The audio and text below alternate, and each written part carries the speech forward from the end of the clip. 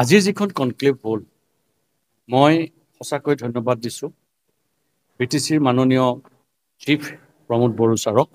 এই কনক্লেভখনে ইয়াৰ যিসকল অফিচাৰ্ছ আছে, NGO আছে, লিডিং চিটিজেনছ আছে আৰু ইচ্ছুক ব্যক্তি আছে শিশুৰ হৈ কাম কৰিবলৈ, তেওঁলোকক যথেষ্ট অনুপ্ৰাণিত কৰিব, সহায় কৰিব, তেওঁলোকক মেণ্টেল ছাপৰ্ট দিব যে শিশুৰ হৈ কাম কৰিবলৈ। একে সময়তে মই অসমৰ মাননীয় মুখ্যমন্ত্ৰী ডক্টৰ হিমন্ত বিশ্ব শৰ্মাদেৱক ধন্যবাদ জনাইছোঁ, কৃতজ্ঞতা জনাইছোঁ। তেখেতেও সমগ্ৰ অসমত শিশুৰ সুৰক্ষাৰ কাৰণে, শিশুৰ ছিকিউৰিটিৰ কাৰণে যথেষ্টখিনি পদক্ষেপ হাতত লৈছে। আমি উদাহৰণস্বৰূপে আগৰখিনি কথাটো বাদেই দিছোঁ, নিযুত মইনা আঁচনিৰ দ্বাৰা অসমৰ শিশুৱে, কন্যা শিশুৱে যাতে পঢ়া শুনা কৰিব পাৰে তাৰ কাৰণে তেখেতে 3টা ষ্টেপ কৰি পেলাই স্কলাৰশ্বিপ দিয়াৰ ব্যৱস্থা কৰিছে।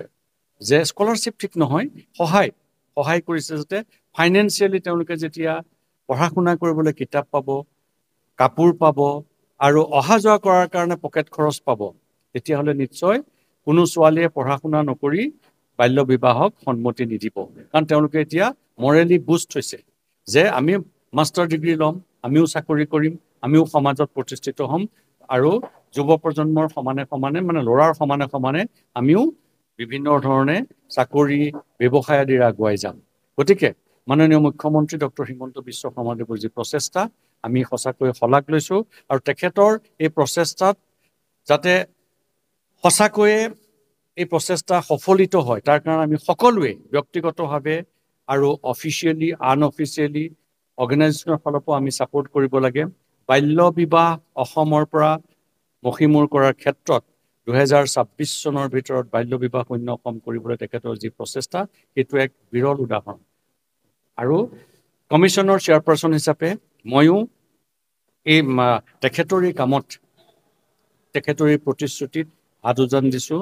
মোৰ মেম্বাৰসকলকো মই অনুৰোধ কৰিছোঁ, আমি বিভিন্ন ধৰণে বিভিন্ন জিলাত গৈ আমি ইয়াৰ ওপৰত কাম কৰিছোঁ, বাল্য বিবাহৰ ওপৰত, চাইল্ড লেবাৰৰ ওপৰত কাম কৰিছোঁ, চাইল্ড এডুকেশ্যনৰ ওপৰত কাম কৰিছোঁ।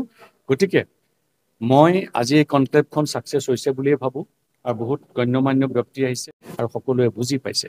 গতিকে আমি সকলোৱে মিলি এখন সুন্দৰ অসম আৰু সুন্দৰ BTR গঢ়ি তুলিবলৈ যদি প্ৰচেষ্টা হাতত লওঁ, আমাৰ সমাজখন যথেষ্ট মানে সফল হ'ব বুলি, সমাজখনে উন্নতি কৰিব বুলি মই ভাবোঁ।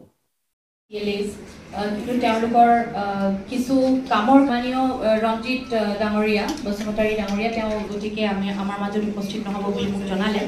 আমাৰ অনাৰেবল ষ্ট্ৰেচ দিছ মিটিং টিল লাঞ্চ, সকলোৱে আকৌ